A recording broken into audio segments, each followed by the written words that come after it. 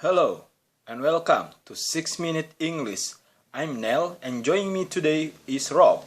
Hello. So Rob, what's the most dangerous things you ever chosen to do?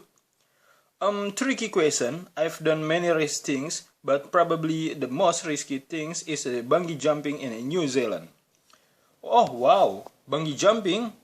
You'd never catch me doing that. You did never catch me doing that. Did you enjoy it? Not really. No, I won't do it again. Okay, well, today our topic is a race and how different people react to different level in the race in a different way. For example, would you be happy to be in driverless car? Absolutely not.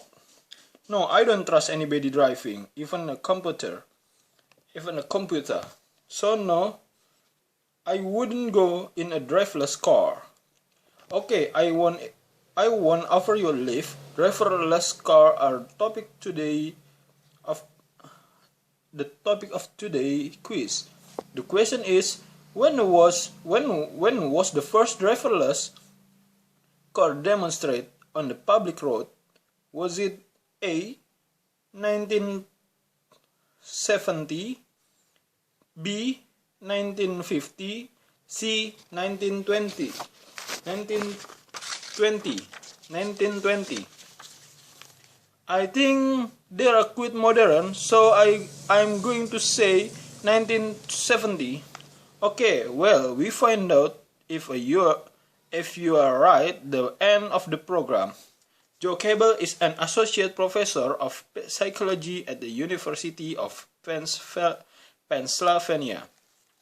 In a recent BBC Science program, All in the Mind, he talked about the psychology of risk and whether there was anything psychically in our brain that could predict how much risk we are prepared to accept. Here he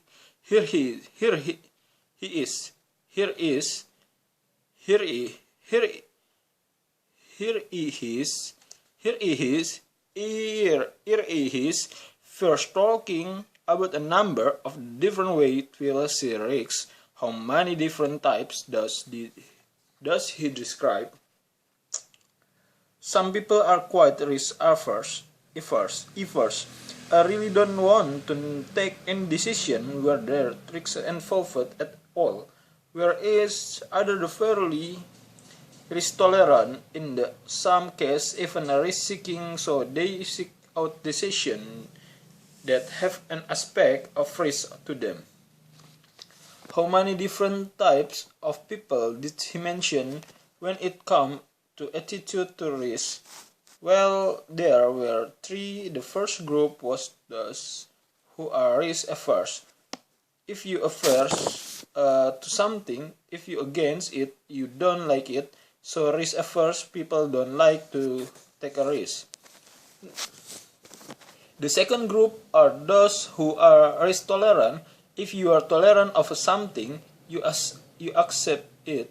You don't mind it. It's a problem. It's not a problem for you. So someone who is a risk tolerant is not worried by element of risk in the what they choose to do. The third group he mentioned are those who are risk seeking. If you seek something, you actively look for it, you try to find it. So risk seekers are those who enjoy risk and want to take a risk in their life. Associate Professor Cable carried out research on risk taking and discovered that there were differences in the brain structure, in the way parts of the brain work together between those who are risk averse and those who are risk tolerant or risk seeker. So it seems as if this is something that could be measured. You could put someone in a brain scanner and tell if they like a risk or not. I wonder how useful that would be. Tough. In there any practical application for this knowledge? Good question, and the one that was put to cable. What are does he say it could be applied to?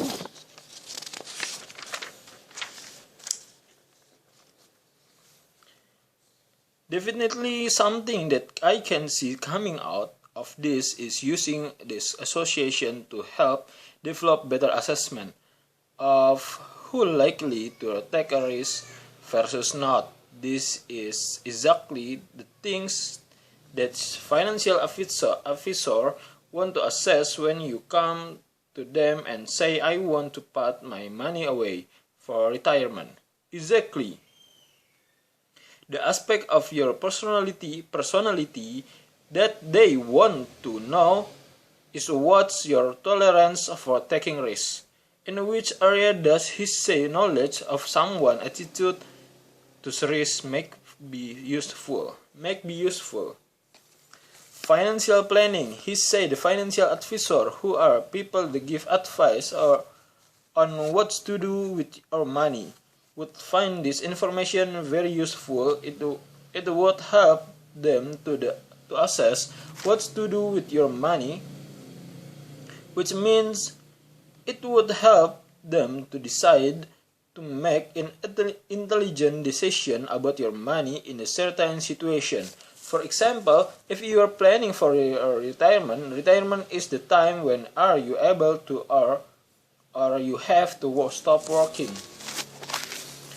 He also used an interesting expression there to put your money away, which means save your money, put it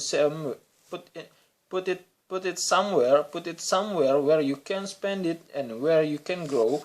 You know, I think my financial planner could just ask me about I feel about risk rather than giving me a brain scan. I heard brain scans can be risky. I'm not sure that's true, but anyway, what is true is the answer to this week's quiz. Question I asked you when the first driverless cars was demonstrated on the public road. The options were A. the 1970, B. the 1950, and C. the 1920. What did you say, Rob? I said the 1970. And you were wrong. I'm afraid. Apparently it was 1920. So long time ago. Well done if you got the right. Now before we drive off into the sunset, let's recap today's vocabulary. Yes, right. First, we had 3 words describing a different attitude to risk. There was risk averse for people who don't like risk, people who don't mind risk and risk tolerant, and people who like risk and one risk are risk seeker.